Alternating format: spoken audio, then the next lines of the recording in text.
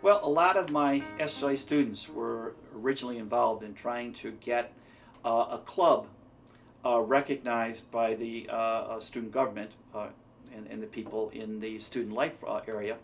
And so they would come talk to me, and I was very much in favor of that.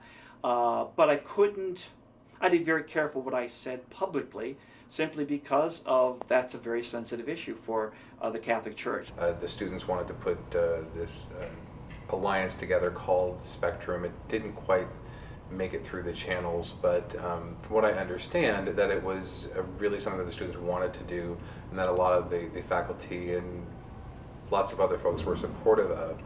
But as I understand it, it was the beginning of Respect, which is kind of like a twisting on the word spectrum. So Respect was founded to increase awareness on campus of L.G.B.T.Q.A issues.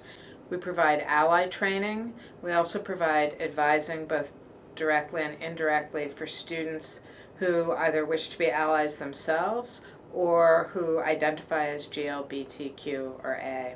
There had been some attempts earlier for students to found clubs that had been unsuccessful. We wanted to work carefully with students and other employees to help them found an organization that would really meet their needs. So we were really happy when Father Pilars founded Scranton Inclusion. So it took a while for us to finally realize if we're going to get this on campus. Some courageous people on the academic side said, this is where the academic freedom is on the side. Therefore, let's make it an academic initiative and get them in that way. And Scott Pilars was the first president to really fight for that and allow us to do that.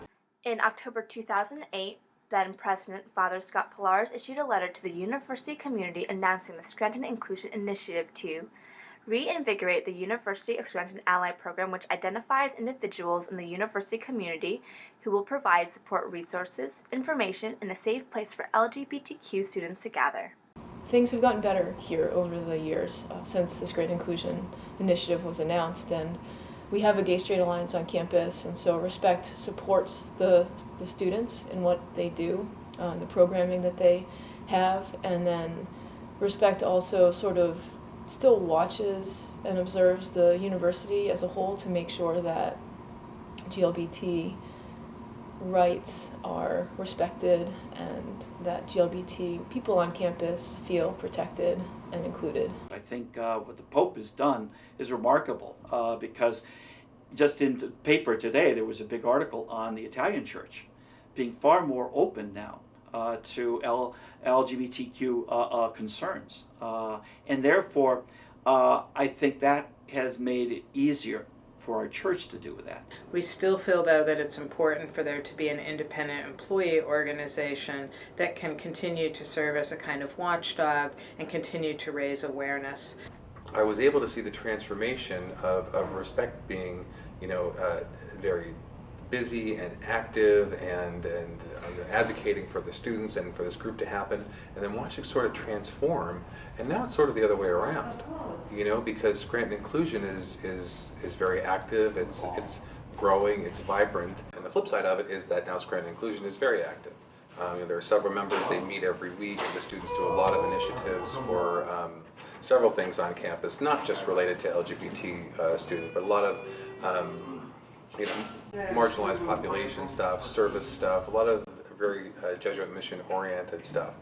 They get involved and they collaborate with the students for suicide prevention, sometimes with my student club as well too, the diversity office, and so they're a real presence. I'm currently the third president of Scranton Inclusion over the past 5 years that it's coming up to its fifth year. The dynamic of the club was more so about education, but not so much about advocacy and trying to engage people to understand. It was more so, here's the information and let me give it to you.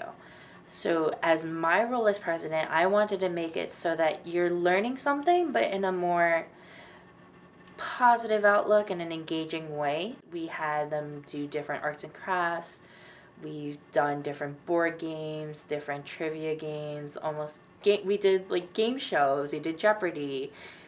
And that was very receptive among the students because it showed them a different side of what the LGBT community is about, but also letting them take something away from it. In that way, they're not just educating themselves, but they're also having fun with it. So yeah, I think that's where Jesuits should be on these issues, because the school, any school, has to be a place for dialogue. We are a Catholic university, therefore it should be a place, if any place, to dialogue with our culture and the Catholic Church. Therefore, you have to have these organizations like the Inclusion. That sounds like our campus is becoming more inclusive. I believe it's called diversity. Thank you for joining us on our diversity journey. And remember, We're just getting started. And remember, we're just getting started. And we're just getting started. And we're just getting started. and we're just getting started. And we're just getting started. And we're just getting started. And we are just getting started. And we're just getting started. And the only thing I have to say is, and now we're in 2014, is we're just getting started. We are indeed just getting started. And we're just getting started. And we're just getting started. And we're just getting started. And we're just getting started. And we're just getting started. Narrated badana. Y estamos comenzando. Molis αρχίσαμε. And we're just getting started. And we're just getting started. We are just getting started, and we got miles to go before we sleep.